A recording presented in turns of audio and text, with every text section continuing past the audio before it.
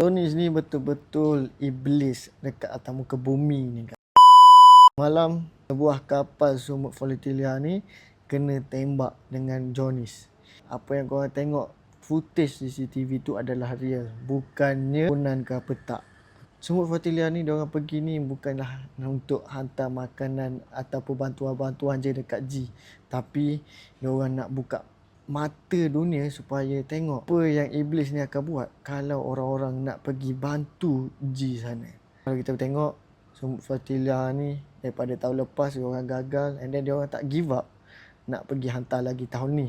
Kita doakan sama-sama supaya peserta-peserta Sumut Volatilia ni selamat dekat sana, dilindungi dan selamat pulang ke tanah air. Jadi untuk netizen-netizen yang suka komen, dah tahu penghujung dia, dah tahu jalan cerita dia, korang ni adalah orang-orang yang gemuk, yang makan sambil scroll TikTok. Macam Jojo bagi tahu, orang-orang gemuk ni adalah orang-orang yang cepat give up.